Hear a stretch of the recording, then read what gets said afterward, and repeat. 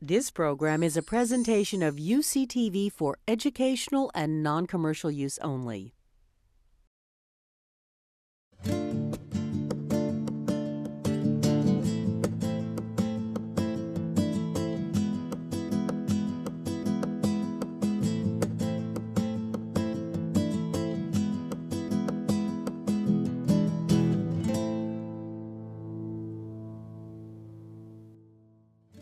This is Los Laureles Canyon, a part of the Tijuana River watershed that starts high in Mexico, crosses the international border, and ends at the wetlands of Imperial Beach in the southwestern tip of the United States. A canyon spanning two nations. Some 65,000 people live on the Mexican side, drawn here by the potential for jobs in the maquiladoras of Tijuana and the proximity to San Diego, just a few miles away. But with steep slopes, haphazard planning, and the lack of basic infrastructure, these canyon communities are not sustainable. Ramshackle homes line unpaved roads, and with no sewer system in place, polluted streams of wastewater run openly through the neighborhoods, all the way to the Tijuana Estuary in California. The range of environmental challenges has inspired top academics from both sides of the border to collaborate on potential solutions. Their focus of study is here in Colonia San Bernardo, a working-class community at the top of Los Laureles Canyon. Among those organizing these efforts, Keith Pizzoli of UC San Diego. We have faculty and researchers on board that are coming together to try to apply our intellectual energy, our research capacity to share perspectives with one another so that we can take an integrated approach to working with our partners here in Mexico in resolving, for lack of a better term, the wicked problems that are emerging here, the kind of ecological catastrophe in the making. That catastrophe is twofold. First, the public health of the residents here. There are hazards that I see. There's water that potentially is contaminated or would have greater chances of contamination. Helene Margolis is an environmental epidemiologist. The cliffs are unstable potentially, and you can see where there's already erosion. And I saw a number of dead animals along the side there, and those pose direct hazards, especially because children are running up and down, the kids' dogs are running up and down, so there's potential exposures.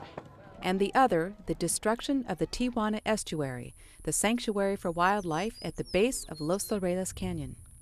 If you see a map of California, you'll notice that 95% of the wetlands of California have disappeared.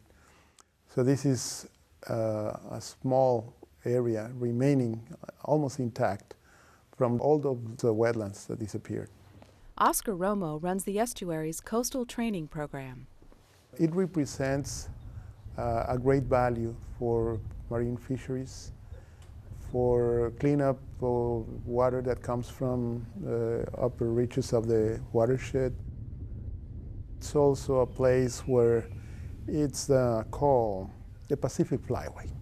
The Pacific Flyway is a migratory route. Birds coming from all the way from South America stop here to refuel, to reproduce, to court, to rest. And the estuary is the only place where they can find food, nowhere else. Geographically, this is the lowest land on the watershed. Mexico happens to be on the higher ground. So naturally, water and whatever the water carries comes rushing down into this estuary. Along with that sediment, there's debris produced by urban development. Is trash produced by humans. It's also wastewater flows. It's runoff. So it's a huge threat. When I think of the Laureles Canyon, naturally I think about the problems that we experience with cross-border flows of sewage and contamination. Hiram Sarabia is an environmental scientist who studies toxicants in the soil. Laureles Canyon has been a perfect example of some of the larger problems that we're dealing with worldwide. What we're seeing in the world is that we are now primarily an urban population. The urban centers that are growing the most rapidly are urban centers that look a lot like the city of Tijuana.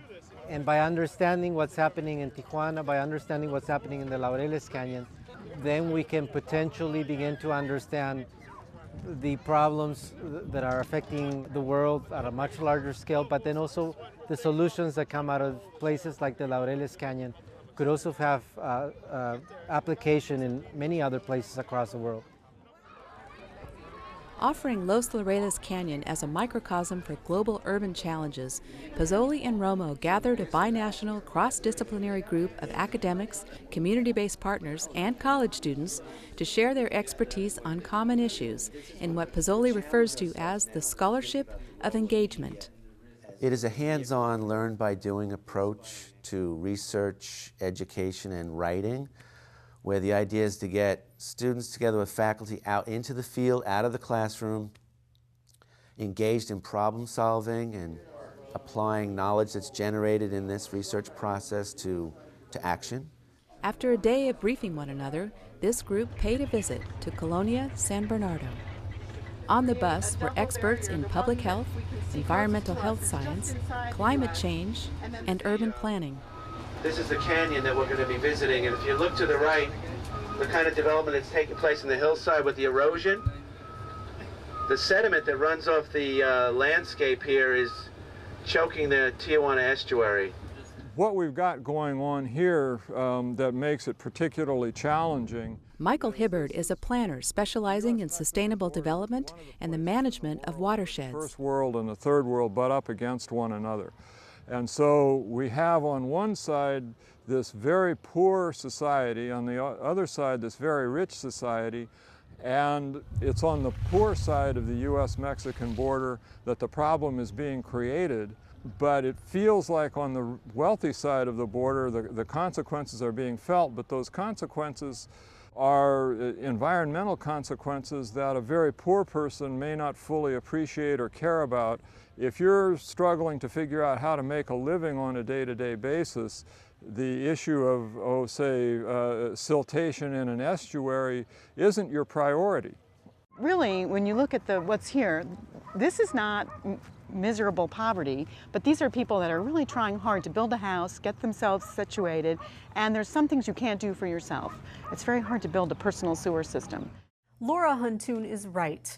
For many here, it's a daily struggle just to provide the basics for their families. They came to Colonia San Bernardo willingly after the Mexican government offered incentives to build homes in the canyon. These new residents had no way of knowing at the time of the health risks that lay in wait. It's another hot summer day in Colonia San Bernardo. 67-year-old Carmen Garcia Cruz bathes her 5-year-old grandson Jesus Alberto, scrubbing hard to remove the dust out of his hair and off his skin. Bath time with her grandchildren is a labor of love for the grandma of 9, but a task that she handles with care because there's no running water inside their home.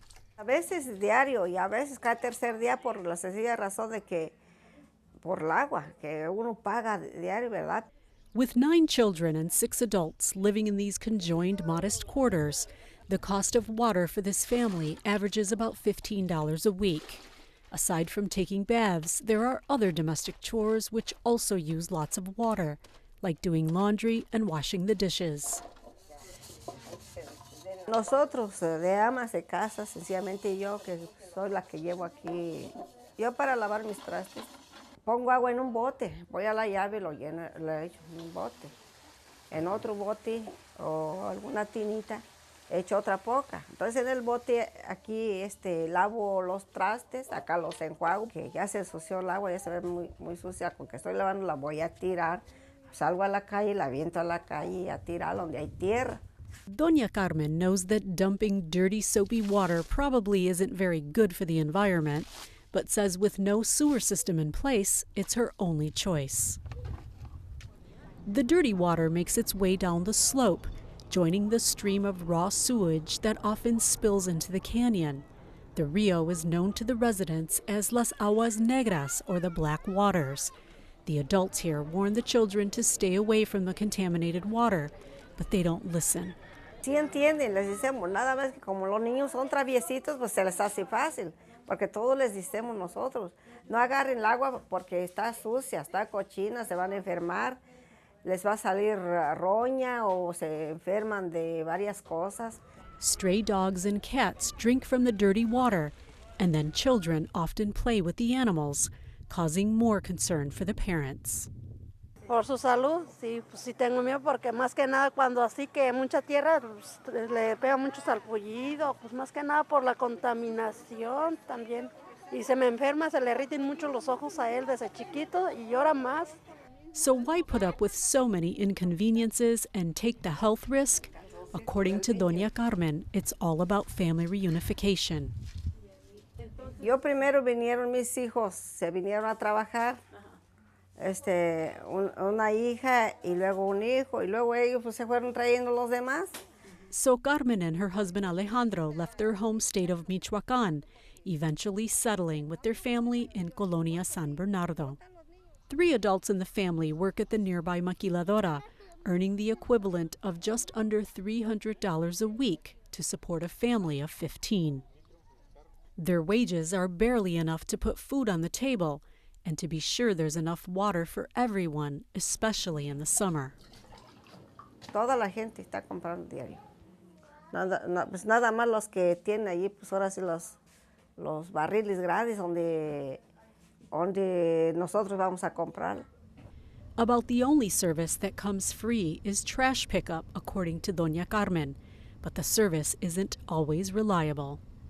And in the winter season, there are even more problems. No, olvídese. Está triste porque no pueden salir a trabajar. Cuando llueve, que cae así pues que llueve, con poco que llueve, luego se hace el atascadero. Cuando llueve harto, que ya corre mucha agua, así, se hacen barrancos, se hacen hoyos y no pueden salir para ninguna parte a trabajar. Despite the challenges of living here, Doña Carmen and Don Alejandro try to remain optimistic that the conditions will one day get better. Yo pienso que ya estando habiendo drenaje, empavimentando la calle, la avenida y aquí en nosotros también, ¿verdad? Poner algo también aquí en nuestras calles, se cambiaría la vida de nosotros aquí. In the meantime, they carry on, consumed by the tasks of raising families and entirely disconnected from their impact on the Tijuana estuary, just a few miles north. For Oscar Romo, protecting the estuary downstream means reaching out to residents like the family you just met upstream, despite the international border that bisects the watershed. As a man of 2 countries, Romo knows this canyon well. He first set foot here as a United Nations diplomat 30 years ago when Los Laureles was pristine. But over time, that changed. Slowly but surely, the canyon was becoming a focal point for migrants. And as my job at the UNESCO was to document the migrants, I was drawn to see what was going on there, finding out that many people from different countries around the world were being attracted to that place. After leaving UNESCO, Romo worked his way to the job at the Tijuana estuary and up the canyon to Colonia San Bernardo. I was aware that there was a ranch at the very top of the canyon that was for sale. And I thought, what a great opportunity to turn that into a conservation easement. And almost all of a sudden noticed that somebody else got their eyes on it and bought it right away and turned it into this progressive rural development, which translates to remove all the landscape, the native vegetation, put some markings and sell lots. The year was 2004. Erratic building on the canyon hillside set the stage for the calamity that would follow. Almost overnight, all the topsoil disappeared. These little shacks started to be built. And I was shocked. And I just knew, because from my times as a researcher, we documented the canyon as a vulnerable area for floods. So I knew that something was going to happen, and that storm happened on January 4th, 2005. I rushed in the early hours of that day, and it was horrific. Houses were collapsing, people were scared, the roads were impassable. The length of the canyon is actually very short. From San Bernardo to the estuary is only 6.5 miles. So that water rushed down. That night, the sediment basins were filled beyond capacity, and the sediment started flowing into the salt marsh. And in one single night, we lost about 20 acres. The wrath of that storm is still evident today. Where we are at an area called the mud flats, the sediment coming from the canyon is filling this area, is choking the channels, is creating mud flats on what used to be healthy tidal channels. And the sediment is so fine that it almost dissolves in water and can easily invade these areas. With the sediment coming, there are physical changes. The chemistry of the soil, the chemistry of the water changes, and that creates opportunities for invasives to grow. After the storm, Romo returned to Los Laureles to survey the damage and develop a plan to save the estuary.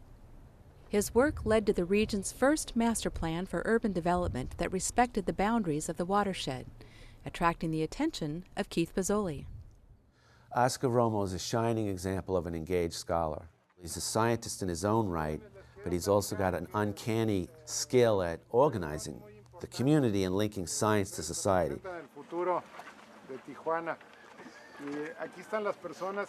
So I learned through Oscar of a project that he was doing in Los Laureles Canyon. And he wanted to link up with us because we were able to bring in the environmental health science component. We are trying to ask the question, what does it mean from a human health perspective to live in a place like the Laureles Canyon? So when you're walking around and you see all this dust in the air, what is it that you're ingesting? What is it that you're breathing in? We're interested in environmental exposures to chemicals that could be potentially hazardous to your health. Those would be PAHs, polycyclic aromatic hydrocarbons, and PCBs, and dioxins, and heavy metals being, for instance, lead and arsenic, cadmium, chromium. So we are looking for these kinds of toxicants in soil and the water. You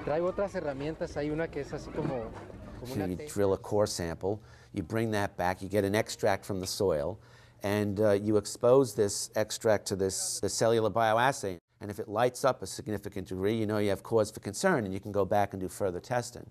This is part of a kind of molecularization of biology that's going on that's revolutionizing, potentially, the way in which we test for toxicants. What we're trying to do is to understand how does the built environment, the land use, building practices, and of course human activity like burning of trash and dumping contribute to the presence of these chemicals in the environment. What are the sources? What are the dynamics that lead to these type of situations? It's kind of interesting to think about tires as a metaphor for this whole problem. So you can think of tires being produced here in Mexico, going to the US, being used on an American car. Ultimately, they're deemed as being worn out. They're shipped back to Mexico. Then, when they're deemed no longer usable as a tire on the Mexican side of the border, they're used for building retaining walls or other erosion prevention devices. But modern tires have a lot of heavy metals and other kind of contaminants in them. And so when you use them for erosion prevention devices, tiny particles of heavy metal get into the water, they get into the air, and so they produce lots of health problems, especially for kids who are the ones that tend to be outside running around breathing the dust that has this heavy metal in it. Dust is a very significant problem throughout Tijuana, well documented. Dust in the winds, a lot of wind in that area, the lack of vegetation gets the dust up in the air. Without infrastructure, such as paved roads, you get a lot of disturbance of the soil and a bringing up of the dust into the atmosphere.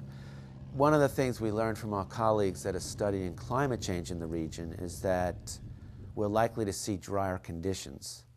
If there are going to be drier conditions, then we can expect more dust. More dust and more floods. That's what climate models from the Scripps Institution of Oceanography are predicting.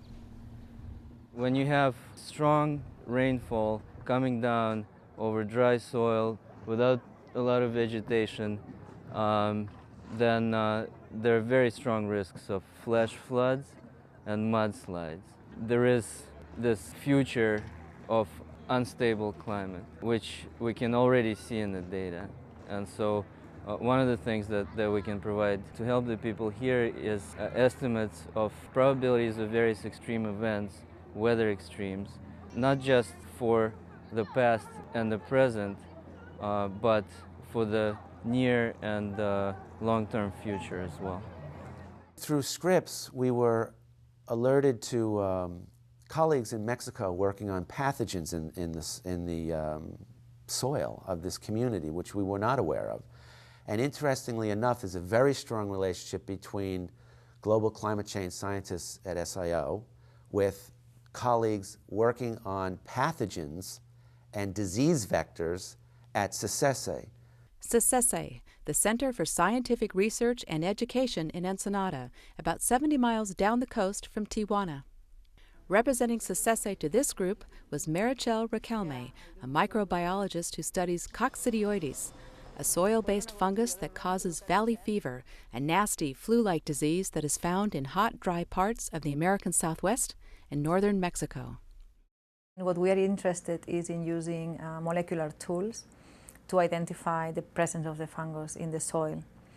So to do that, since it is not well defined, the ecological niche of this fungus, what we first did is to use available data on epidemiology and on other sites in the US, in California and Arizona, to try to get the climatic data in the places where they had been patients of this disease, and then do a model using, with collaboration of another researcher here at CSESE, with Alejandro Hinojosa, to identify the areas in Baja California that could potentially have also the fungus. And then that way we could narrow down the areas where to sample and then see afterwards if the fungus is there. The area where we found coccidioides is Valle de las Palmas, which is where this watershed of Los Laureles Canyon ends up. So it's all under this basin of the Tijuana River. It's an additional PCR of using as template the product of the top. Tests from Valle de las Palmas at the top of the Tijuana River watershed were positive, indicating the soil samples did contain the fungus that causes valley fever. Riquelme's team plans to test sites downstream in Los Laureles Canyon soon.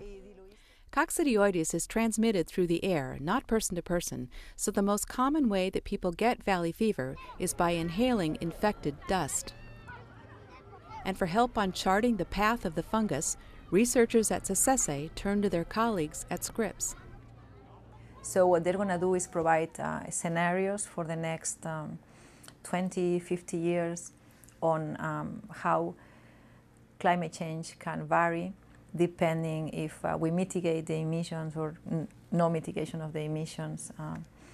And then we'll use that data. We're actually already using some of that data to also create models for the spread of the disease of coccidioidomycosis. Pathogens, toxicants, exposed sewage, erosion, so many problems all in one place. Oscar Romo understands why some people would be discouraged. When you go to that canyon, when you see the conditions, first thing that passes through your mind is this is overwhelming, this cannot be solved, nature is cruel, it's going to destroy everything. And I need 3 foremen to be responsible for each station. But for him, it's about finding eco-friendly solutions. One such example is the construction of pervious pavers, hexagon-shaped bricks that residents, and in this case student volunteers, make by hand. Well, basically we put the cement together by mixing gravel and the cement powder with water, and afterwards we fill them in the little molds and we try to pack them so it's stable and sustainable. And the idea behind them is that they're something that will help prevent erosion by allowing for water to seep in slowly, so that instead of washing away all the sediment into the canyon, it helps it remain there. Pervious pavers can create topsoil by taking all this wastewater, allowing bacteria to transform it into nutrients, and then slowly but surely creating a layer of very rich soil. Eventually, thousands of these pavers will be laid down side by side on the main roads of Colonia San Bernardo. And the last component, but the most important one for the residents, their roads were undrivable, unpassable, and these pavers would allow them to drive safely during the rainy season. And on the dry season, they would control all this dust. If it works here, if this whole plan, like the paving of their streets works here, then they'll consider doing this in other areas, and like if this idea spreads, that would be the ultimate accomplishment.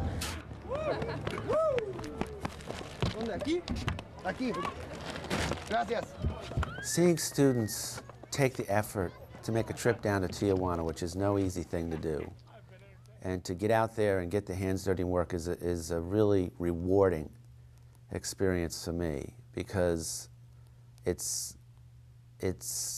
proof that this generation is really concerned, intelligent, wanting to get out there and make the world a better place.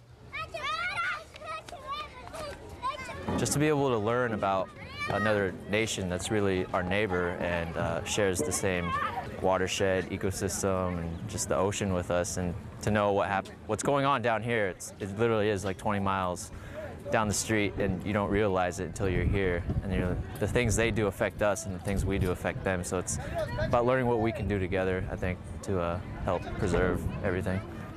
After we visited here in 2009, the residents got some good news. The governor of Baja California promised to install a sewer system in Colonia San Bernardo, but no funding yet for the pipes to connect it to the wastewater pumping station just 2 miles downstream. The pace of change in Los Laureles Canyon is slow, but you can't throw your hands up and say, well, forget it. You got to, bit by bit move in the right direction, find those alternatives that are worth supporting, and hopefully those can grow.